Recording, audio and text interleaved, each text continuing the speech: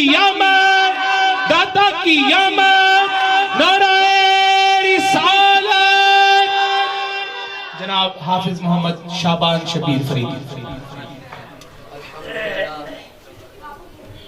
الحمدللہ الذی لا مانع لحبہ ولا ناقض لقضائہ والصلاة والسلام على سید انبیائہ وسند اولیائہ واحبابہ المعارضین لعدائہ. اما بعد فاعوذ باللہ من الشیطان الرجیم. بسم اللہ الرحمن الرحیم. قال اللہ تبارک و تعالی فی القرآن المجید هو الأول والآخر والظاهر والباطن وهو بكل شيء عليم. صدق الله مولانا العلي العظيم وصدق رسوله النبي الأمي الأمين الكريم ونحن على ذلك لمن الشاهدين والشاكرين والحمد لله رب العالمين. إن الله وملائكته يصلون على النبي يا أيها الذين آمنوا صلوا عليه وسلموا تسليما. اللهم صل على محمد وعلى آل محمد كما تحب وترضى بأن تصلي عليه. الصلاة والسلام عليك يا سيدي يا رسول الله وعلى آلك وأصحابك يا سيدي يا حبيب الله. الصلاة والسلام عليك يا سيدي يا نور الله وعلى آلك وأصحابك يا سيدي يا نبي الله. الصلاة والسلام عليك يا سيدي يا خاتم النبيين وعلى آلك وأصحابك يا سيدي يا رحمة للعالمين. اللہ بارک و تعالی جل جلالہ وعم نوالہ وعظم شانہ کی حمد و ثنا اور حضور اکرم نور مجسم شفیع معظم مالک کوثر محبوب دلبر خضر و خوباں سیاہ لامکان نازش حد و جہاں احمد مجتبی جناب محمد مصطفیٰ صلی اللہ علیہ وسلم کی بارگاہ اقدس میں ہدیتاً تحفتاً نذرانتاً عقیدتاً محبتاً درود و سلام پیش کرنے کے بعد اللہ تعالیٰ سے دعا ہے کہ اللہ تعالیٰ ہم سب کی حاضری کو اپنی بارگاہ اقدس میں شرف قبولیت عطا فرمائے. عزیزان محترم، میں نے جو آیت کریمہ کو تلاوت کرنے کا شرف حاصل کیا، اس کے تحت وقت کے دامن کو مد نظر رکھتے ہوئے اپنی کم علمی و ناقص العقلی کے باوجود چند معروضات پیش کرنے کی سعادت حاصل کروں گا. وطن عزیز کے اور عالم اسلام کے اور میرے مسلک کے مایہ ناز علماء کرام، جن میں حضرت قبلہ پیر سید عنایت حسین شاہ صاحب، حضرت قبلہ پیر سید مطیع اللہ شاہ صاحب، حضرت قبلہ قاری عبدالحمید چشتی صاحب، حضرت قبلہ پروفیسر ڈاکٹر محمد شفیع القادری صاحب اور بھی دیگر علماء کرام جو کہ اسٹیج پر رونق افروز ہیں، ان عظیم علمی شخصیات کی موجودگی میں آخر کا کچھ عرض کرنا کسی امتحان سے کم تو نہیں، مگر طالب علم ہونے کی حیثیت سے خوش بختی تصور کرتا ہوں کہ مجھے پچھلے سال کی طرح اس سال بھی ان بزرگوں کی بارگاہ میں سبق سنانے کا موقع ملا. دعا ہے کہ رب لم یزل آپ بزرگ شخصیات کے فیضان نظر اور رحمت عالم جان عالم صلی اللہ علیہ وسلم کے کرم سے میرے خالی کاسہ علم و عشق کو اپنی معرفت کے نور اور اپنے حبیب کریم صلی اللہ علیہ وسلم کی محبت کی خراج سے لبریز فرمائے. عزیزان محترم، اللہ رب العزت نے انسانیت کی ہدایت و رہنمائی کے لیے لاکھوں انبیاء کرام علیہ السلام بھیجے جو اپنے اپنے حصے کی ڈیوٹی سے انجام دیتے.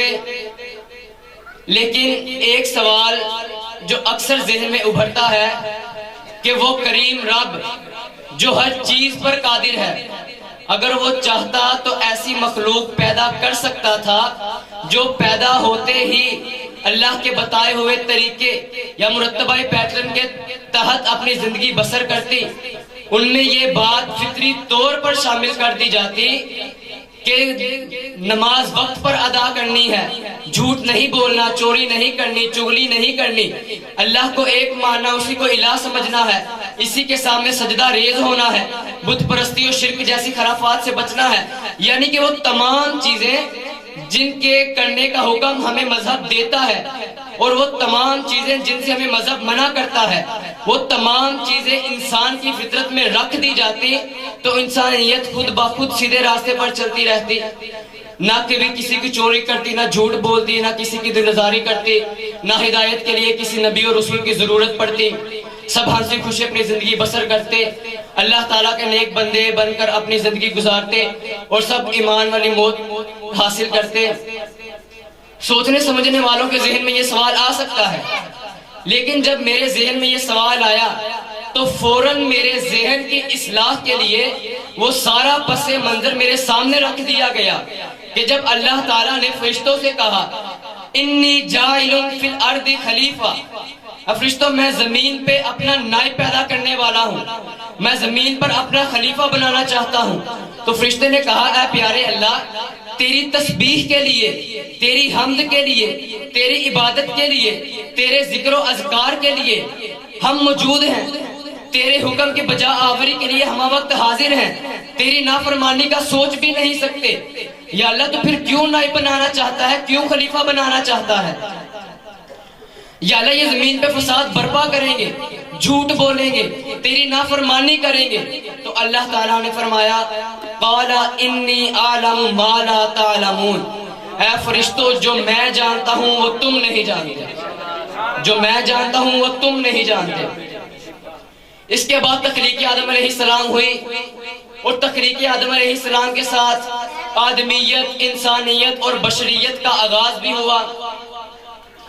اب میں اپنے موضوع کو یہاں بریک کرتے ہوئے آپ کی توجہ کو، آپ کے تخیل کو پرواز کرواتے ہوئے چند لمحوں کے لیے دور رسالت مآب صلی اللہ علیہ وسلم میں لے جانا چاہتا ہوں، جہاں صحابہ کرام رضوان اللہ تعالی علیہم اجمعین سرکار کے بارگاہ میں تشریف فرما ہیں اور اپنے مقدر پر نازا ہیں۔ ایسے میں حضرت جابر بن عبداللہ رضی اللہ تعالیٰ عنہ نے عرض کی قلت یا رسول اللہ بأبی انت و امی اخبرنی عن اول شیء خلقہ اللہ تعالی قبل الاشیاء قال یا جابر ان اللہ تعالی قد خلق قبل الاشیاء نور نبیک من نوری۔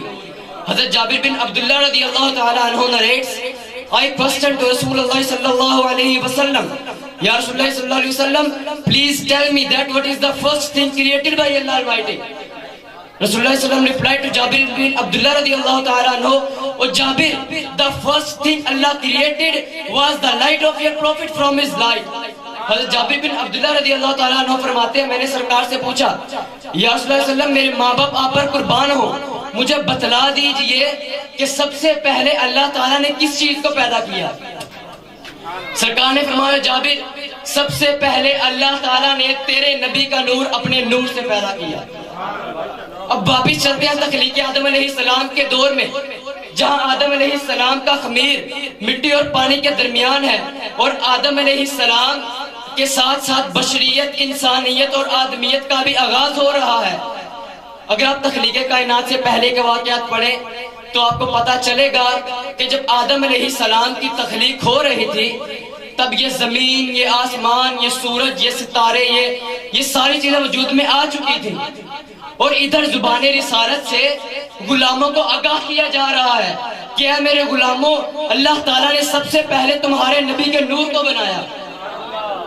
یہ حدیث المصنف عبد الرزاق نے، امام عبد الرزاق نے حدیث نمبر 1 جلد نمبر 1 حدیث نمبر 18 یہ نقل کی ہے، اور ایک حدیث میں سرکار نے ارشاد فرمایا اول ما خلق اللہ نوری، first of all which thing is created by Allah Almighty is my نور۔ سب سے پہلے اللہ تعالیٰ نے جس چیز کو پیدا کیا وہ میرا نور ہے۔ دیکھیں سب سے پہلے کا مطلب کیا ہے، یا what is the concept of first of all, what is the meaning of first of all، یا کس چیز سے پہلے ہمارے نبی کے نور کو بنایا، کس چیز سے پہلے، زمین سے پہلے، زمان سے پہلے، مکی سے پہلے، مکان سے پہلے، یہاں سے پہلے، وہاں سے پہلے، ذرہ ذرہ سے پہلے، قطرہ قطرہ سے پہلے، صحرا صحرا سے پہلے، گلشن گلشن سے پہلے، جبرائیل سے پہلے، میکائیل سے پہلے، اسرافیل سے پہلے، اسرائیل سے پہلے، آدم سے پہلے، شیش سے پہلے، نوح سے پہلے، یحییٰ سے پہلے، زکریا سے پہلے، ابراہیم سے پہلے اسماعیل سے پہلے اسحاق سے پہلے یعقوب سے پہلے یوسف سے پہلے عبد مناف سے پہلے ہاشم سے پہلے عبد المطلب سے پہلے عبداللہ سے پہلے یہ نور کس کس چیز سے پہلے بنایا؟ اعظم چشتی رحمت اللہ علیہ نے فرمایا کہ نور نبی اس ویلے دا جدو زمین آسمان بھی نہیں سی، لوح محفوظ نہ عرش نہ کرسی، اجے کون مکان بھی نہیں سی، نہ سورج نہ چند نہ تارے اتے آن زمان بھی نہیں سی، آدم حوا دا اجے نام نشان بھی نہیں سی۔ نعرہ تکبیر، نعرہ رسالت، نعرہ رسالت، نعرہ حیدری۔ دیکھیں حدیث مبارکہ میں لفظ ہے اول ما، سب سے پہلے کسی بھی چیز کو رکھنے کے لیے جگہ چاہیے۔ If you want to put anything, you are needy of place. Anywhere but you are needy of place.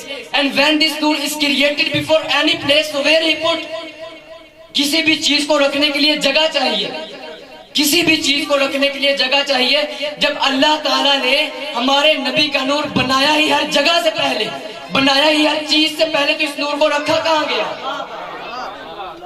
جب بنایا ہی گیا ہمارے نبی کا نور ہر جگہ سے پہلے، ہر چیز سے پہلے، تو اس نور کو رکھا کہاں گیا؟ تو محبان محبوب نے جواب دیا، کیا لوگوں سن لو، اس نور کو کسی جگہ کی ضرورت نہیں ہے بلکہ ساری جگہ کو اس نور کی ضرورت ہے۔ The nur of our beloved prophet, peace be upon him, don't have the need of any place, all places have need of this nur۔ یہ بات تو حدیث سے ثابت ہو گئی کہ اللہ تعالیٰ نے سب سے چیزوں سے پہلے ہمارے نبی کے نور کو بنایا۔ اس میں فرمانے والی شان ہے، سرکار نے فرمایا کہ خلقت کے لحاظ سے یہ حدیث الخصائص الکبریٰ امام جلال الدین سیوطی رحمت اللہ علیہ نے جلد نمبر اول صفحہ نمبر 11 پر اس حدیث کو نقل کیا کہ سرکار نے فرمایا خلقت کے لحاظ سے میں تمام انبیاء کرام علیہ السلام سے اول ہوں اور بعثت کے لحاظ سے تمام انبیاء علیہ السلام کے آخر میں ہوں۔ اب سوال یہ پیدا ہوتا ہے کہ اللہ تعالیٰ نے سب سے پہلے ہمارے نبی کے نور کو بنایا کیوں؟ Why was Allah created the nur of our beloved prophet before all things? And why was sent him after all? اللہ تعالیٰ نے سب سے پہلے ہمارے نبی کے نور کو بنایا کیوں اور سب سے آخر میں بھیجا کیوں؟ بنایا سب سے پہلے، بھیجا سب کے بعد۔ تو بزرگان دین اس کے بارے میں چند وجوہات بیان کرتے ہیں، جن میں سے ایک تو یہ کہ اگر حضور علیہ السلام کو سب سے پہلے بھیجا جاتا تو یقیناً آپ علیہ السلام کی امت بھی سب سے پہلے جاتی۔ اگر آپ علیہ السلام کی امت سب سے پہلے جاتی تو آپ علیہ السلام کی امت گناہ کرتی اور بعد میں آنے والی امتیں کہتی کہ محمد کی امت میں فلاں عیب تھا، محمد کی امت میں فلاں عیب تھا، محمد کی امت میں فلاں عیب تھا۔ یہ بات میرے رب کو گوارا نہیں تھی کہ میری محبوب کی امت کے عیب کسی اور امت کے سامنے آئے، یہ بات میرے رب کو گوارا نہیں تھی۔ اسی لیے اللہ تعالیٰ نے ہمارے عیبوں کو چھپانے کے لیے اپنے محبوب کو سب سے آخر میں بھیجا۔ ایک وجہ تو یہ، دوسری وجہ یہ بیان کی جاتی ہے کہ سرکار سے پہلے جتنے بھی انبیاء کرام آئے وہ تمام عالمین کے لیے نبی نہیں تھے، وہ مخصوص علاقے کے لیے نبی تھے، وہ مخصوص قوم میں ہدایت پہنچانے کی غرض سے آتے اور اپنا فریضہ انجام دینے کے بعد دنیا سے رخصت ہو جاتے۔ اسی طرح انبیاء کرام آتے، قوم کو ہدایت کا درس دیتے، چلے جاتے۔ قوم ان کے درس کو کچھ عرصہ تک تو یاد رکھتی لیکن کچھ مدت کے بعد فراموش کر دیتے۔ جب لوگ گمراہ ہونا شروع ہو جاتے تو اللہ تعالیٰ، جب لوگ فراموش ہونا شروع ہو جاتے، گمراہ ہونا شروع ہو جاتے، تو اللہ تعالیٰ کو ان کے حال پر رحم آتا، اللہ تعالیٰ پھر کوئی نبی بھیج دیتا۔ جب وہ نبی آتے ان کو پھر توحید کی دعوت دیتے، ان کو پھر توحید کا درس دیتے اور چلے جاتے، تو ان کے جانے کے بعد لوگ پھر حق کا جو درس ہے وہ پھر فراموش کر دیتے۔ اس بات کو آپ اس مثال سے سمجھیں کہ اللہ تعالیٰ نے آپ کو بیٹا عطا کیا، اب وہ بیٹا بڑا ہوا، پڑھنے لکھنے کی عمر کو پہنچا، اسکول جانے کی عمر کو پہنچا، تو آپ نے سوچا کہ اس کو تھوڑا پڑھا لکھا دیا جائے، اس کی حرف شناسی کرا دی جائے تاکہ اسکول میں بچوں کے لیول پہنچ جائے، بچوں کے مقابلے میں پہنچ جائے۔ تو آپ نے بچے کو بلایا اور اس سے کہا بچے پڑھو الف بے پے۔ آپ نے 5-6 دفعہ پڑھایا، بچے نے یاد کر لیا، آپ کو سنا دیا الف بے پہ، آپ نے چھٹی دے دی۔ لیکن جب اگلا دن ہوا، آپ نے بچے کو بلایا، کہا بچے جو میں نے سبق یاد کروایا تھا وہ سناؤ۔ اب بچہ بھول چکا تھا، آپ نے کہا کوئی بات نہیں، بچہ ہے تھوڑی محنت کرنی پڑے گی۔ آپ نے اب تھوڑا سائنسیکل ٹیکنیکل سمجھایا، اس کو میتھمیٹکس کا جو مین پارٹ ہے جیومیٹری، اس کے رولز کے مطابق سمجھایا کہ بیٹا یہ دیکھو، یہ الف ہے، یہ ورٹیکل ہے، یہ عمودن ہے، یہ کھڑا ہوا ہے، یہ لکڑی کی طرح سیدھا ہے، یہ الف ہے، اور یہ جو بے ہے یہ ہوريزونٹل ہے، یہ لیٹا ہوا ہے، اس کے نیچے ایک نقطہ ہے، یہ بے ہے، اور پے بھی اسی طرح کا ہے، لیکن فرق بس اتنا ہے کہ بے کے نیچے ایک نقطہ اور پے کے نیچے 3 نقطے ہیں۔ بچے نے بہت اچھا سمجھا، آپ کو بہت خوش کیا، بچے نے آپ کو آج پڑھنے کے بغیر ہی سنا دیا الف بے پہ۔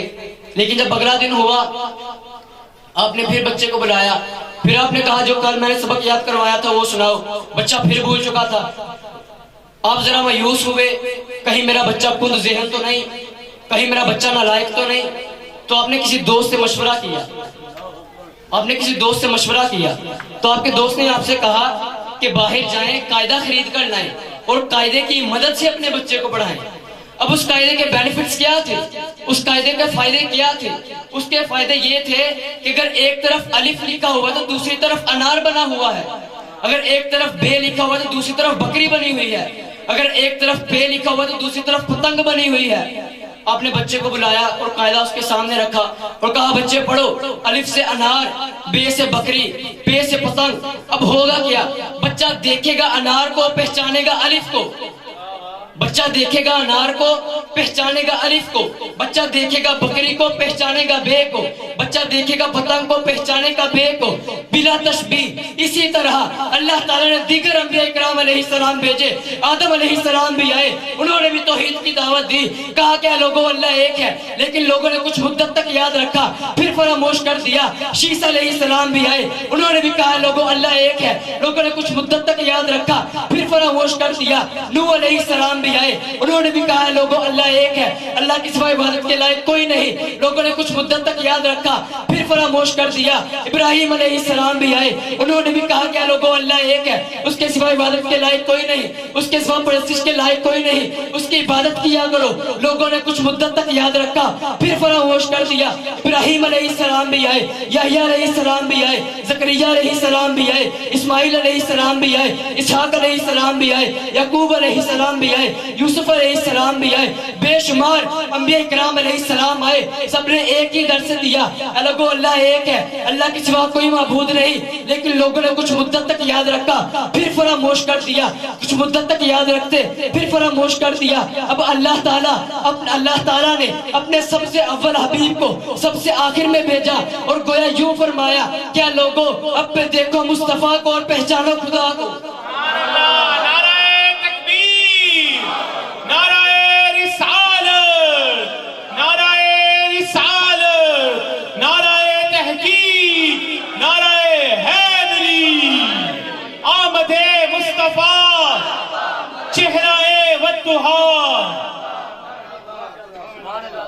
حضرات محترم، اس دعوے کی دلیل کے طور پر میں آپ کے سامنے حضرت حبیب یمنی رضی اللہ تعالیٰ عنہ کا واقعہ پیش کرنا چاہتا ہوں، بہت مختصر سا کر کے، کہ حبیب یمنی کا ایک دبدبہ ہے، ایک دہشت ہے مکہ کے لوگوں پر، ان کا ایک دبدبہ ہے مکہ کے لوگوں پر۔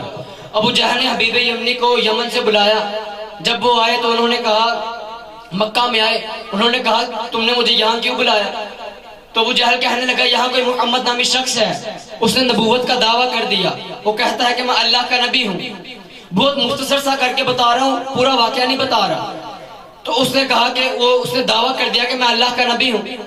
حبیب کہتا اچھا یہ بات، اس نے سرکار کو بلایا، بات چیت کی اور اس سے کہا کہ اے محمد، آپ نے نبوت کا دعویٰ کیا ہے، اگر آپ اللہ کے نبی ہیں تو چاند کے 2 ٹکڑے کر کے دکھائیے، اور ایک بات، اور دوسری بات یہ کہ اگر آپ اللہ کے نبی ہیں تو میرے دل کا حال بتائیے، مجھے غیب کی خبر بتائیے کہ جب میں گھر سے نکلا تو میرے دل میں کیا تمنا تھی۔ یہ اور بھی ہیں لیکن میں یہ 2 مین پوائنٹ بتا رہا ہوں کہ سرکار نے فرمایا اچھا، اب سرکار کھڑے ہوئے، انگلی کا اشارہ کیا، چاند کے 2 ٹکڑے کر دیے، فرمایا حبیب گواہ رہنا، اب رہی غیب کی خبر کی بات، فرمایا حبیب جب تو گھر سے نکلا تھا تیرے گھر میں ایک بچی پیدا ہوئی ہے جو آنکھوں سے اندھی ہے، زبان سے گونگی ہے، کانوں سے بہری ہے، چلنے پھرنے سے معذور ہے، ابھی جب تو گھر سے نکلا تھا تو تیرے دل میں ایک خواہش تھی، یا اللہ یا اس کو موت دے دے یا اس کو شفا دے دے، حبیب جا تیری بچی کو بھی شفا دی۔ حبیب یمنی مکہ کے لوگوں سے کہتے ہیں مکہ کے لوگوں تم مانو یا نہ مانو، میں مانتا ہوں کہ محمد اللہ کے سچا رسول ہے۔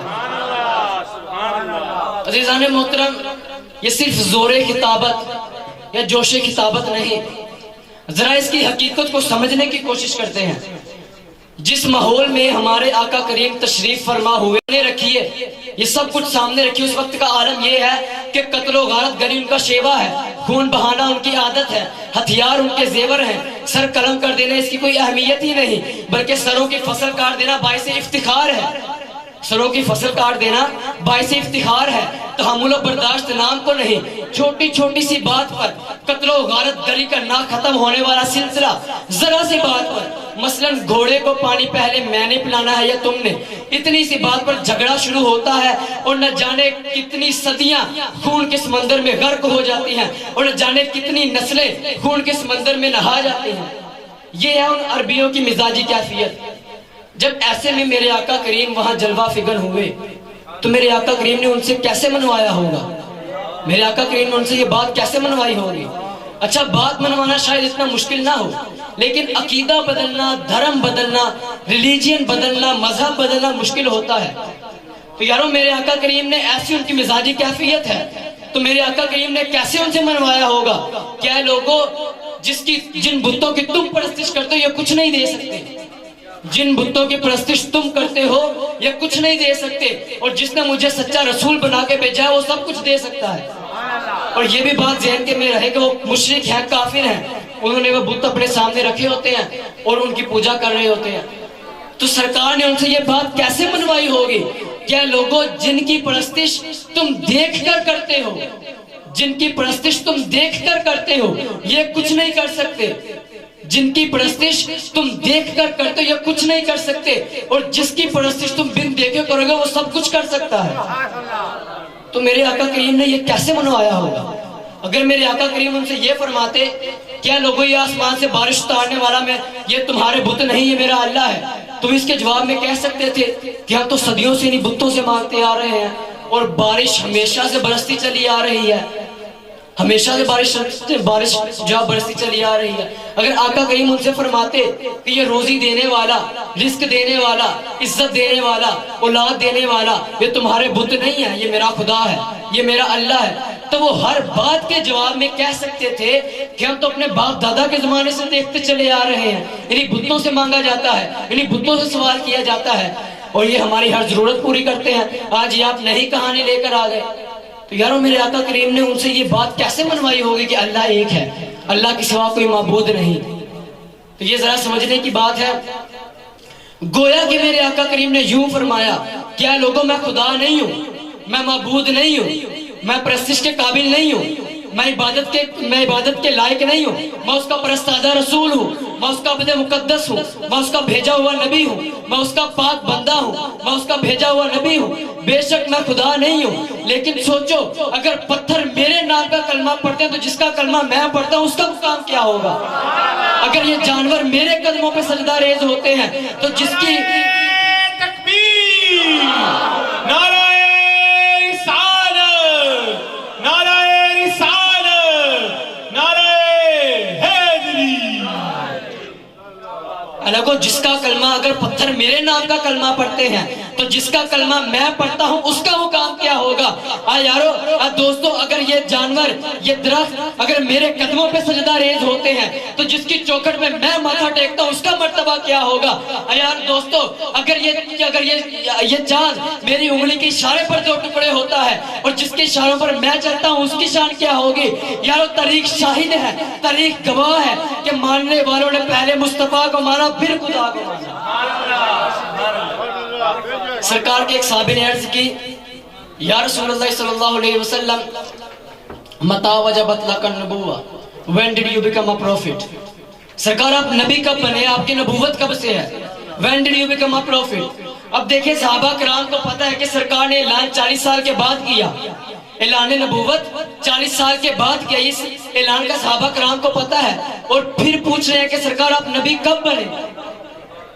اور میرے آقا کریم نے ارشاد فرمایا میرے صحابہ کنت نبیا وآدم بین الروح والجسد. اس حدیث کو بھی الخصائص الکبریٰ میں امام جلال الدین سیوطی رحمۃ اللہ علیہ نے صفحہ نمبر 11 جلد نمبر 1 پہ نقل کیا. اس حدیث کو بھی سرکار نے فرمایا میرے صحابہ کنت نبیا وآدم بین الروح والجسد. I was prophet. And what was the condition of Adam alayhi salam? When Adam alayhi salam was between spirit and body. اور ایک حدیث کے مطابق کیا کنت نبیا وآدم بین الماء والطین. I was prophet when Adam alayhi salam was between in water and soil. جب آدم علیہ السلام مٹی اور پانی کے درمیان میں تھے تو میں نبی تھا. ایک حدیث کے مطابق کیا کنت نبی وآدم بین الروح والجسد. میں نبی تھا جب آدم علیہ السلام روح اور جسم کے درمیان میں تھے. اور ایک حدیث کے مطابق کیا کنت نبی وآدم بین الماء والطین. میں نبی تھا جب آدم علیہ السلام پانی اور مٹی کے درمیان میں تھے. تو کیا صحابہ کو پتا ہے کہ آدم علیہ السلام کب پانی کے درمیان میں تھے کب مٹی کے درمیان میں تھے؟ کیا صحابہ کرام کو اس چیز کا پتا ہے؟ یارو یہ جو کب ہوتا ہے نا کب، یہ جب بھی سوال میں آج یہ مثلا نہ پوچھوں کہ آپ اسلام آباد کب جاؤ گے، آپ کہیں جی کہ آج اور کل کے درمیان کسی بھی وقت جا سکتا ہوں. ارے بھائی یہ کیا جواب ہوا؟ میں نے پوچھا ہے کب جاؤ گے. جب یہ کب کا لفظ استعمال ہو گیا تو ایگزیکٹ ٹائم بتانا پڑتا ہے، ٹھیک وقت بتانا پڑتا ہے. آپ بتائیں کہ آج اور کل کے درمیان کسی بھی وقت جا سکتا ہوں. صحابہ نے پوچھا سرکار آپ نبی بنے کب؟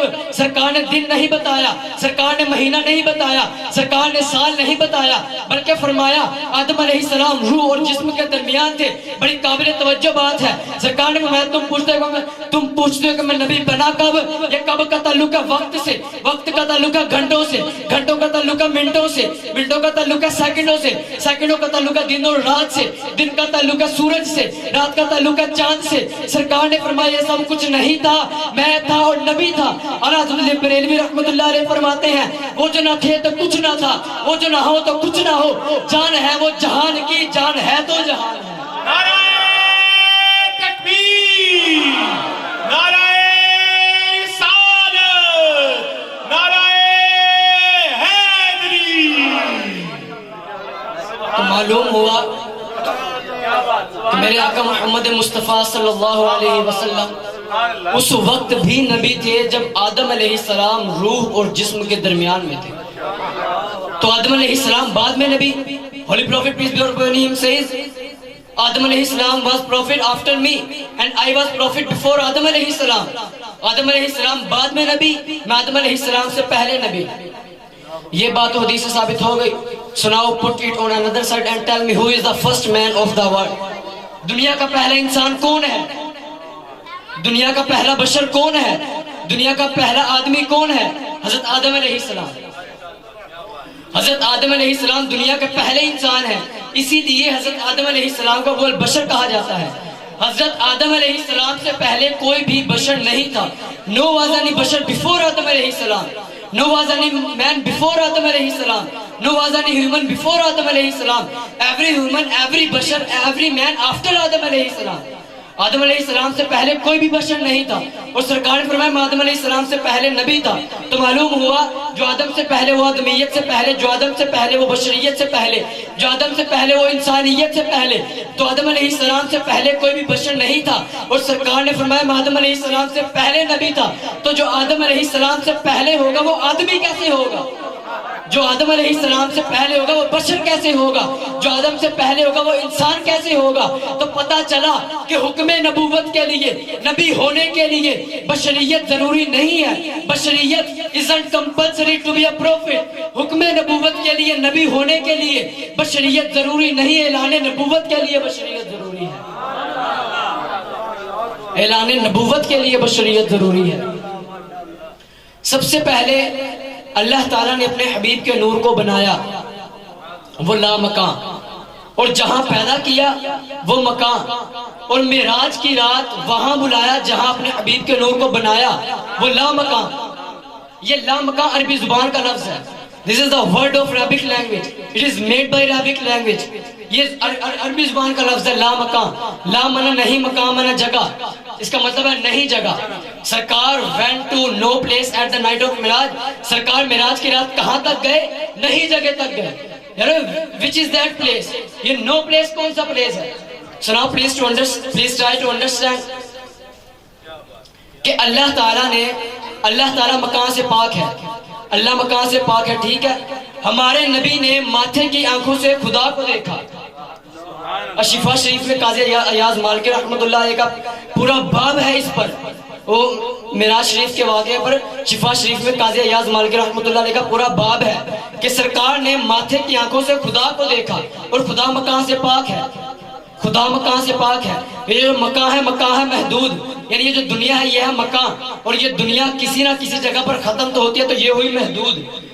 اور اگر اللہ کو اس دنیا میں ڈال دو گے تو اللہ ہو جائے گا محدود، اور اگر اللہ ہو جائے گا محدود تو پھر اللہ ہر چیز پر قادر نہ ہوا.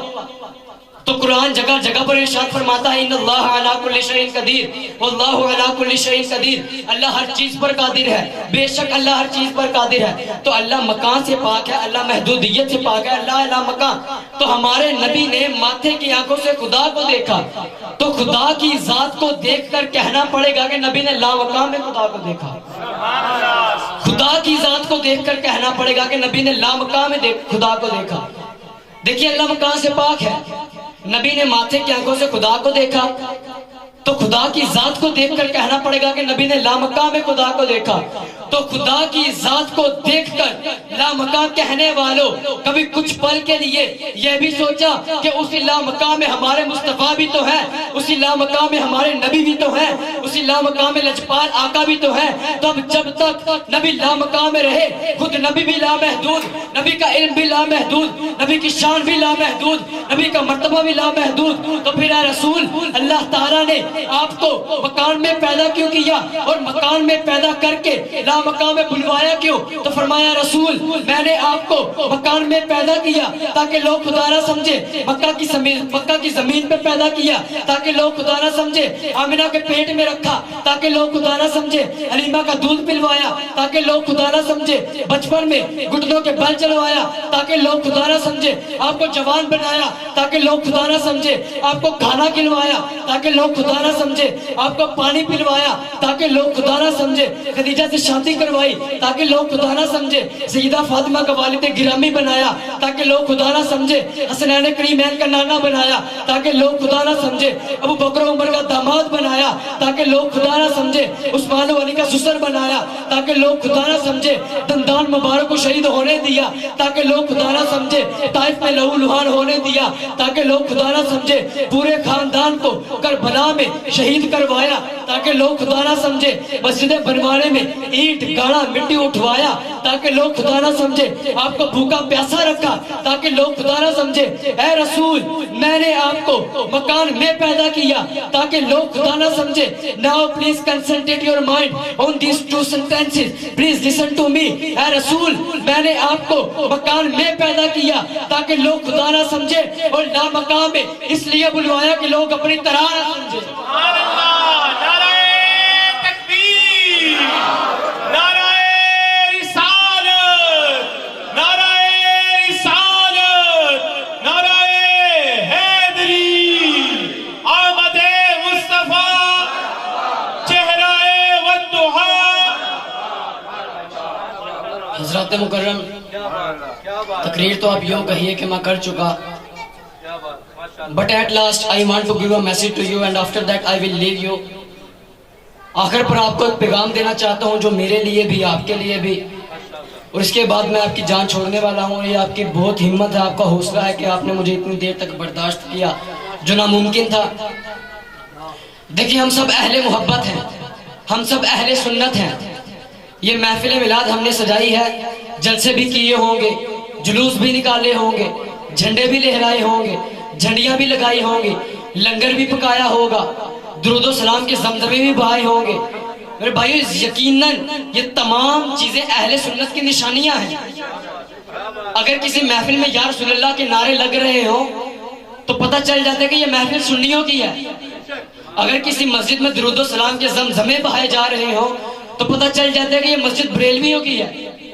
تو یہ بیش کوئی شک نہیں کہ یہ تمام چیزیں اہل سنت کی نشانیاں ہیں. کوئی شک نہیں کہ یہ تمام چیزیں اہل سنت کی نشانیاں ہیں.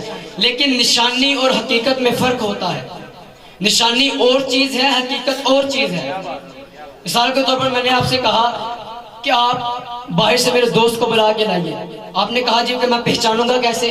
میں نے کہا جی کہ اس نے ایک بڑا سا پگڑ باندھا ہوا ہوگا, اس نے ایک کالے رنگ کا کوٹ پہنا ہوا ہوگا, اور اس کو مونچھیں پالنے کا بڑا شوق ہے. اس نے بڑی بڑی مونچھیں رکھی ہوں گی, اس نے بڑی بڑی مونچھیں رکھی ہوں گی. تو میں نے آپ کو یہ نشانی بتا دی اور وہ کار کے پاس کھڑا ہوا ہوگا. آپ باہر گئے, ڈھونڈتے رہے, نظر دوڑاتے رہے, وہ تو آپ کو ملا ہی نہیں. آئے جی وہ تو نہیں ملا. میں حیران ہوا, پریشان ہوا کہ وہ کہاں جا سکتا ہے. تو میں اچھا جی میں خود جا کے بلا لاتا ہوں. میں گیا تو وہ وہیں گاڑی کے پاس ہی کھڑا ہوا تھا. میں اس کو بلا لایا. وہ چکر یہ چل گیا تھا کہ اس کو کہیں گرمی لگ رہی تھی. اس نے پگڑ اور کوٹ اتار کر گاڑی میں رکھ دیا, اور ادھر کہیں اس کو الرجی ہو گئی, اس کو مونچھوں کی قربانی دینی پڑ گئی, اس نے مونچھیں کٹوا دی. تو آپ پگڑ کوٹ اور مونچھیں ڈھونڈتے رہے, وہ تو آپ کو ملا ہی نہیں. لیکن میں دوست کو پہچانتا تھا, میں بلا لایا. آپ نشانیوں کے چکر میں تھے, میں حقیقت کو جانتا تھا. آپ نشانیوں کے چکر میں تھے, میں حقیقت کو جانتا تھا.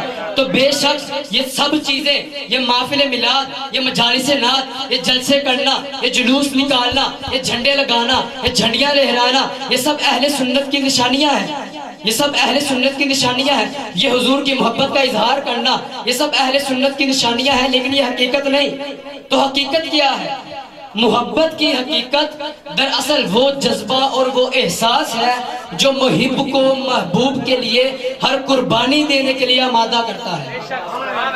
محبت کی حقیقت دراصل وہ جذبہ, وہ احساس ہے جو محب کو محبوب کی رضا کے لیے ہر قربانی دینے کے لیے آمادہ کرتا ہے. تو ہم سب مسلمان ہیں, ہمیں پتہ ہے کہ ہمیں اپنے آقا کریم کو راضی کرنا ہے. تو ہمیں کیا یہ نہیں پتا کہ اگر آقا کریم کو راضی کرنا ہوگا تو ہمیں نماز پڑھنی ہوگی, زکوٰۃ دینی ہوگی, روزے رکھنے ہوں گے, حرام کو ترک کرنا ہوگا, حلال کو اختیار کرنا ہوگا. لیکن نہیں, ہم بس میلاد منائیں گے, چراغاں کریں گے, سجاوٹ کریں گے, یہ جلسے نکالیں گے, یہ جلوس نکالیں گے, یہ میلاد منائیں گے, نماز نہیں پڑھیں گے, حرام حلال کا خیال نہیں کریں گے. اگر کہیں گے تو بس یہ سنا دیں گے کہ جی کہ ہم نے تو محفل میلاد منائی ہے, ہم عاشق رسول ہیں, ہمیں کیا فکر. یارو یہ ساری چیزیں یہ سرکار سے محبت کی نشانیاں ہیں, حقیقت نہیں. اور اگر حقیقت بغیر, اور اگر حقیقت کے بغیر نشانی ہو تو وہ فراڈ ہوتا ہے, دھوکہ ہوتا ہے. تو جلسے تو کرتے ہو, میلاد تو مناتے ہو, سجاوٹ تو کرتے ہو, یہ جھنڈے تو لہراتے ہو, جھنڈیاں تو لہراتے ہو, لنگر تو پکاتے ہو, درود و سلام کے زمزمے تو بہاتے ہو, لیکن ہم نماز نہیں پڑھتے, زکوٰۃ نہیں دیتے, روزے نہیں رکھتے, اگر جو شریعت ہے اس کا لحاظ نہیں کرتے. تو یہ سب نشانیاں ہیں, حقیقت نہیں. تو ہم چاہیے کہ جو ہم میلاد مناتے ہیں, ہمیں چاہیے کہ ہم پنجگانہ نماز بھی باجماعت ادا کریں. اللہ تعالی ہم سب کو پنجگانہ نماز باجماعت ادا کرنے کو توفیق عطا فرمائے. مجھے لگتا ہے کہ میں نے آپ کا کچھ زیادہ ہی وقت لے لیا, اور یہ بھی آپ کی بہت ہمت و حوصلہ ہے کہ آپ نے مجھے ابھی تک برداشت کیا, جو کہ ناقابل ممکن تھا, جو کہ ناممکن تھا. اگر میری زبان سے کوئی کسی بھی لفظ کی وجہ سے کسی بھی بھائی کی دلزاری ہوئی ہو, کسی کو تکلیف پہنچی ہو, کسی کو ٹھیس پہنچی ہو, تو میں معذرت کا طلبگار ہوں, میں معذرت کا خیر خواہ ہوں. تہہ دل سے مجھے معاف کر دیجئے گا. بے عذاب و حساب و کتاب و عتاب تا ابد اہل سنت پہ لاکھوں سلام. مجھ سے خدمت کے قدسی کہیں یا رضا, مصطفیٰ جان رحمت پہ لاکھوں سلام. وآخر دعوانا الحمدللہ رب العالمین. ماشاءاللہ ماشاءاللہ, سبحان اللہ, یا رسول اللہ, یا علی, حق چاہتا, یا غوث زندہ زندہ. ماشاءاللہ جی, بالکل زندہ باد.